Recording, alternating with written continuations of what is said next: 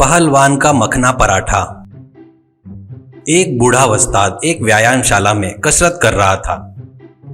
बाद में वो अपने शिष्यों को कसरत कैसे करते हैं सिखाता था। उसका नाम भगत था। उसके पास बहुत सारे शिष्य बॉडी बिल्डिंग कैसे करना सीख रहे थे।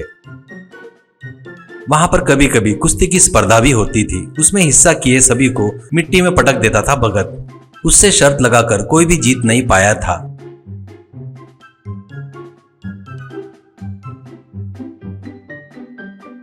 वो उस उम्र में भी उतना ताकतवर रहने का कारण वो घर में खा रहे मखना पराठा ही था। उसको उसकी पत्नी रोज मखना पराठा बनाकर उसको देती थी। एक दिन वो, क्यों जी, तुम जो कर रहे हो ना वो ठीक नहीं है। बेचारे उन जवान बच्चों को मखना पराठा खाए तो ताकत आएगी करके बताए तो तुम्हारा क्या जाएगा। भविष्य में वो खाकर वो भी जीतने को होना ना, ऐसा कहती है। तो भगत, अरे पगली कहीं की, उनको ये रहस्य पता चल गया तो वो लोग मुझसे ही जीत जाएंगे। तब उनमें अति उत्साह बढ़ जाएगा। तब वो मुझे पूछेंगे भी नहीं। तब अपनी व्यायामशाला में कोई नहीं आएगा। इससे अपने को बहुत पैसे का नुकसान होगा। उनमें से कुछ लोग खुद का व्यायामशाला भी लगाने का खतरा है। इसलिए ये रहस्य अपने दोनों के बीच में रखता हूँ। तू भी किसी को मत बताना, ऐसा कहता है।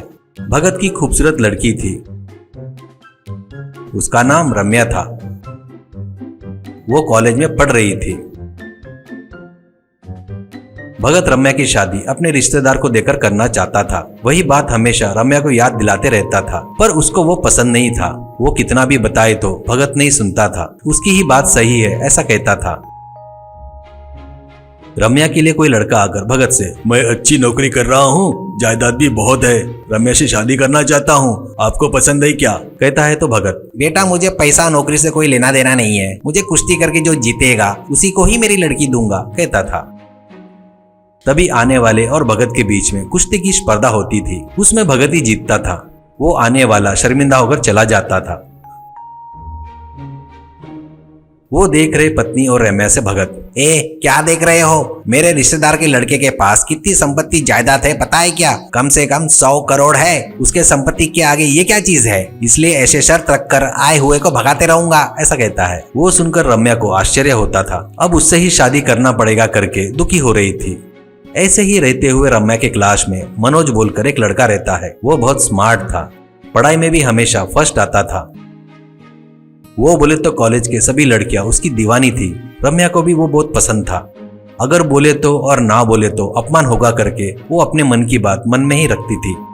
एक दिन मनोज रम्या से मिलकर, रम्या तुम मुझे बहुत पसंद हो, पर ये बात बोले तो तुम क्या सोचोगी करके कभी नहीं बोला। तुम्हें पसंद है तो मैं तुमसे शादी करना चाहता हूँ, विल यू मैरी मी करके अंगूठी दिखाते हुए घुटनों के बल बैठकर देता है। रम्या के खुशी का ठिकाना नहीं था। वो अंगूठी लेकर पहनकर आई लव यू कहती है। ऐसे दोनों मिलकर घूमना फिरना शुरू करते हैं।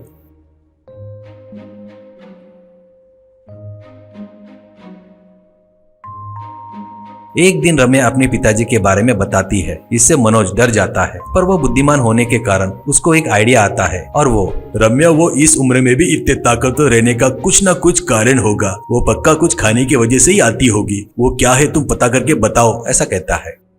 रम्या अपने घर में माँ से अपने प्यार के बारे में बताकर उनकी मदद मांगती है। तो माँ, बेटी बगैर पसंद की शादी करके तेरी जिंदगी खराब करना मुझे भी पसंद नहीं है। उनको इतनी शक्ति कहाँ से मिलती है उसका रहस्य तुमको बताऊंगी, कहते हुए वो मखना पराठा दिखाते हुए उनके बारे में बताकर, कल से मैं उस लड़की के लिए भी बना कर दूंगी। तेरे पिताजी को पता ना चले ऐसे उसको खिला, ऐसा कहती है। ऐसे रोज रम्या माँ बनाए सो मखना पराठा लाकर मनोज को देती थी।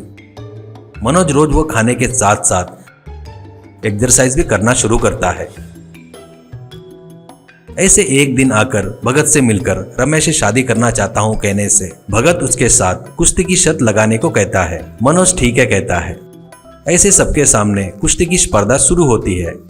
रम्या डरते हुए घबराते हुए देख रही थी। स्पर्धा बराबरी की चल रही थी।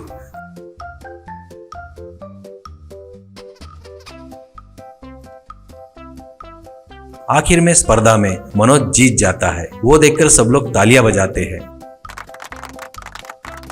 भगत अपमान से सिर झुका लेता है। उस तरह मनोज और रम्या की शादी धूमधाम से होती है। गलती मानकर अपना मन बदलकर भगत दोनों को आशीर्वाद देता है।